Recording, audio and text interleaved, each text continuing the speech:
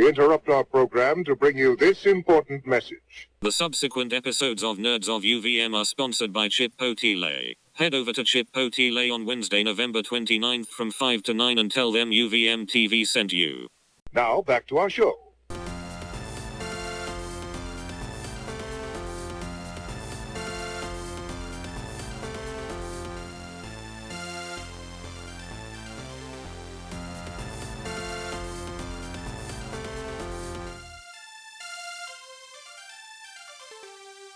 What's up, everybody? Welcome to another episode of Nerds of UVM. I'm your host, David. I'm joined by my friend Bob. Hello. And I'm joined by my friend Luke. What's up? Luke's back. Let's clap for that. No.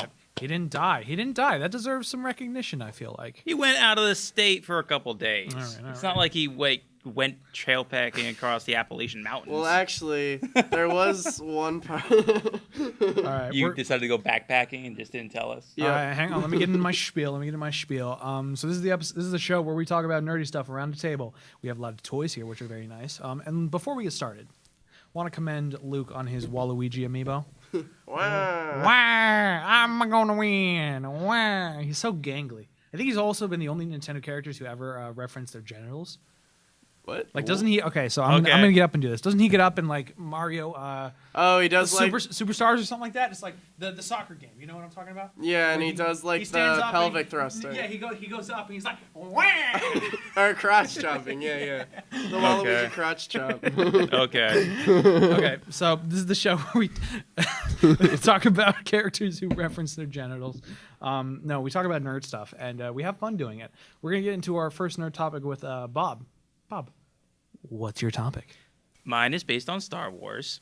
Ooh. Yeah. Surprise, surprise. Good news. Well, I consider it very good news. Rian Johnson has been confirmed to helm a new Star Wars trilogy that is not Skywalker at all. Okay, so number of things. And there's this live-action TV show coming out. Number of things. One, who is Rian Johnson? Rian Johnson is going to be the director for The Last Jedi. Well, he is the director of The Last Jedi that's coming out in about a month. All right, why should I care? What else has he done? I don't care. Well, no. A lot of things that people are saying, though, is that with The Last Jedi, there has not have been any controversies whatsoever. It seems to have been very good, like smooth sailing all the way. There might have been some like production hiccups which happened, but like it's not like Rogue One where they did a completely different reshoots and they didn't bring back the director. It's not like Solo, which So.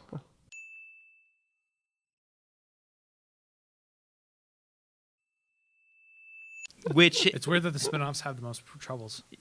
I mean, but also people were hesitant about J.J. Abrams doing The Force Awakens. Yeah, but like there was never any. There was always like a fan worry. That wasn't like a studio worry from what we heard. And I was trying to egg you on to like say, oh, Rian Johnson, he's the director of the critically acclaimed and masterfully directed Looper. That's what I was trying to say. I know he's done some other stuff, Okay. but just on that point, I mean, first of all, no controversy whatsoever on Last Jedi is a very positive note for me. And then he must have did something right for Lucasfilm and for Disney to say, hey, guess what? You get another trilogy. Yeah, that's insane. Like for the first 30 to 45 seconds after you said that, that's the first time I heard the news. I was just sitting here like, what? Now, here's the thing. When you say helming a new trilogy, what does that mean? Is he producing or is he that was my directing question. each He one? might. I don't know if he's in the directing chair yet, but right now he's helming it. Like he's gonna have his. So own, he's producing it, I essentially. think so. Okay. He's all like right, he's all gonna right. be one of the main producers. I don't know if he might direct one of them. He might direct the first one, to be honest. I could see him directing the first one to get the ship out to sea. But I mean, these are still years down the road. This because they're not going to start releasing those until after episode 9. And So they have a long time to hammer this shit out. Have they specified release dates? They specified release years. Okay. So is it literally as soon as the third spin-off, whatever it is, the third spin-off it's after episode 9? 2017. The next one will probably be 2019 for a trilogy. Yes. With That'll be the end of that trilogy. That'll be the end of that trilogy. So they're saying 2021? 2021 with it wheels up around 2018 possibly 2019. Wheels up as in starting production. Probably like pre-production in like 2018 and really starting the production in 2019 and then maybe or even a release date in 2020. We don't know. Cool. But Damn, that's. but this I mean Oh. it's that's all speculation. That's just but the big news is like he's helming like a new trilogy that's not Skywalker because we've had 3 trilogies with Skywalker specifics. Now, when you say Skywalker, does that mean it will not take place in eras that we've already seen? That's what everybody believes. Does that mean Old Republic?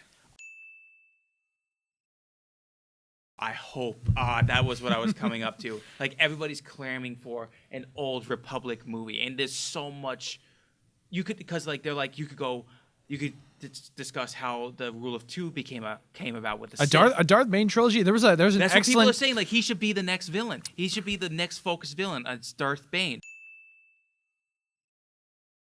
And then from that you can go on to the Rules of Two. There is an excellent book series out there. It's the Darth Bane book trilogy. It's called or it's written as always subtitles as Darth Bane, Path of Destruction, Rule of Two, Dynasty of Evil. He's the one who established that the Rule of Two, right? Yeah. Okay, it's an excellent book series written by this author, Drew Karpyshyn, I think is how you say his last name. He's written several Star Wars novels. He's worked very heavily in the Old Republic game. He was also a big writer for the Mass Effect trilogy originally. Oh. So he knows how to really develop a sci-fi world to make it interesting and give complex characters in there. Okay. Ostensibly, the book series follows the rise of this former slave who becomes Darth Bane and starts to establish what we understand as the modern rules of the Sith by the time we get to episode 1, 2, 3, 4, 5, 6, all that jazz. It is an excellently written series, and I honestly and he could only and you know what? By the third movie, the Rule 2 could be come into play. He doesn't have to do the Rule 2 in the first movie because there was a Sith army. There was a huge war. Originally the Sith was about as big as the Jedi Order. Yeah. It was like a whole cult. They had a huge war. That opens up a lot of potential. That could be basically like how they, not to say like they should repeat the prequel trilogy, but like end from like Jedi Order became like dwindled. Like Well, the Jedi Sith Order Order was becomes almost like wiped the out. Rule of Two. Yeah. So I like this. Man, I like so this excited. news. I'm so excited, and I don't get why people are like complaining about it. Well, some people are worried about overexposure of the brand. As to the regards of like one critique that I specifically saw. I understand that. I understand like just the brand getting over like Overused. Overused. It's sort of the idea that falls along the lines of. I think it's very similar to something akin to the Marvel idea, where they're starting to lose ways how to surprise us. That was actually one of my issues with Thor Ragnarok. I thought it was good, not great. Yeah. And I think that's what people are really concerned about when it comes to Star Wars. You start doing it so much, how excited can you really make somebody? But with a new consistently? trilogy, completely different. Well, yeah, a new trilogy, but that means we're revisiting that world, those elements every other year at least. It looks like if they're going to stop making spin-off films, depending on how those turn out. I don't know. I just love Star Wars. I think it's a legitimate concern. I mean, I do too. I honestly do too. But I have faith in the fact that we haven't even seen Last Jedi, and already Rian Johnson is like the go-to man to helm a new series. Yeah, he definitely is the new name for Star Wars. I very much hope so. I mean, well, him and J.J. Abrams, because Abrams is returning for Episode 9 direction. And which I don't mind. No, I don't mind that either. I don't mind. I think I'm it'll be like good. okay with Abrams myself. Yeah. But like he didn't do a bad job with 7. I like his It was just, like, cinematography 7 style. was very safe. I like his cinematography style. It always seems very vibrant to me. That too. Personally. Yeah, I think Rian Johnson's take on Last Jedi will help. I don't want to say influence J.J. Abrams, but maybe set up another tone to come in for whatever the Episode 9 title will be.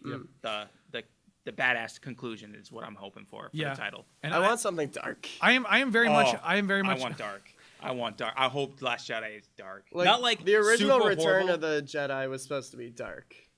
Return of the Jedi was dark. It, It was called moments. Revenge of the Jedi. Yeah, it was called Yeah, Revenge. but it was supposed to be darker. Yeah, It wasn't supposed to have the nice happy Ewoks party. Yeah, I know, I ending. get that, but still, like Palpatine was like going ham on Luke. Yeah, see, I love shit like that. No, I do too. That's what makes me fall in love with Star Wars. Like the whole battle between Luke and Darth Vader, the original, that like intensity. It's a great moment. Even in the prequels, like there's I don't like. there's some dark moments in there where you're like, oh shit. Episode 3 is like pretty dark when you look at it. Oh, it's It's the darkest movie in the franchise. Oh, yeah. Maybe Rogue One, but I don't know. I don't know. I I want to bring it back to like talking about like the Old Republic stuff. I really do hope they go the Old Republic route. Oh, I do too. It is. I haven't played the games. It is super explored in the every single medium except for the films. I think even in the TV series, like they don't explore it too much. But I think that's great, I think there's well, let me get to my point. I'm sorry. There's this great amount of inspiration that comes from those mediums, especially now that they're all like decanonized, essentially, where someone who wants to approach the Old Republic from scratch is not held to any story constraints, as it were. Additionally, there is this great sort of base level set with these with the Knights of the Old Republic games, and like the inspiration could be taken from there. There are those there's the Old Republic MOBA or MMO, I mean to say.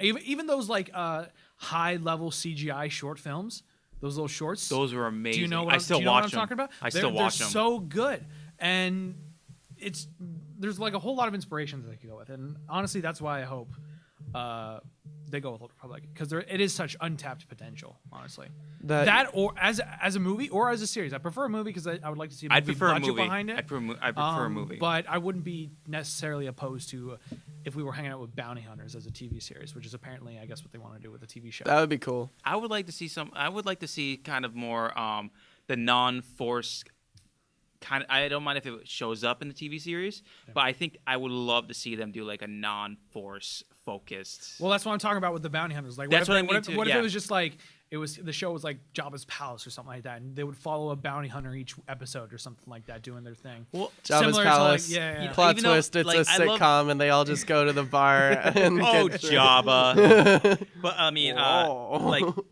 to kind of end on like the non-force use is like I like the Clone Wars cartoon when it was on. Yes, I thought it was good. Which one, the CGI or the Samurai Jack style? Both. Okay. I actually watched the Samurai Jack style. It's not bad. It's not bad. I loved it. I thought it was great. I liked it. It's like I liked its like just meatiness to it, and it's just straight to the point. But anyways, some of my favorite episodes, which I've been rewatching recently, just focus on clones. Those are great. I love love the Umbara. The Umbara arc is so good because it's not only about clones, but it deals a lot with like morality, and like I would assume, you know, being in your position as a soldier, it spoke a little bit even better to you, because there's that whole whole question of how far do we follow orders to, like what is the limit, what is the moral limit, what is the ethical limit to that degree. And plus I mean it's a good take just to see clones, you know, clones fighting like literally like they're in the trenches in the shows, and I mean we're getting off topic, but that's where I hope the show kind of focuses more on. I don't mind seeing a Jedi every once in a while. Yeah. Because they're going to have to do that. The clones are so ripe with that kind of storytelling, though, because there's also another episode arc where it's like one of the main figureheads, like one of the good guy clones that we get to know, Captain Rex. He crash lands on a planet and he runs into his deserter clone. Yeah. And so there's like the ethics of like, why can't a clone choose their own life? There's a lot of like, you know, it's all about that individuality, which the clones themselves struggle with from time to time, because they are the same faces. The Clone Wars is so they come good, from the dude. same DNA. What does it mean to be an individual when you're like that? And it was nice that when they started getting success, they had more budget, that the clones started getting differentiated, and they were actually able to do more stuff with the armor. Yeah, they dyed their hairs, they shaved their hair differently, they would grow facial hair, they'd have scars, and the armor was like decked out differently. Yeah, but that was like more preferential to what class you were and what unit you served in. Yeah, but still, it was like those nice like features like people in the military do today. You can't go ham, but like you can like do little like morale patches or like tags for how many like battle droids you knocked out. Yeah, that stuff too, like those hash marks. Yeah. I do. My favorite one is actually the wolf pack, where like all the helmets are shaped to look like a wolf face. Yeah, those are great. That's super cool. Those are great. But anyway, big stuff coming up for Star Wars. We're all looking forward to it. Apparently. Oh, I'm so excited. We hope you are looking forward to it too, everybody. Thank you so much for joining us for another episode of Nerds of UVM. If you like what you've seen here, you can stay up to date on what we're filming, what we're doing, if you go to follow our social media there. And you can subscribe to the YouTube channel here to stay up to date on when we post new episodes. We post every Tuesday and Thursday at 2 p.m., which is pretty good, I think. Now, with all being said, we're going to end this episode here. I've been David. I've been Luke. I've been Bob. And this has been Nerds of UVM. Thank you so much for joining us. And until next time, live long and prosper. Meat bags. And may the Force be with you. Meat bags.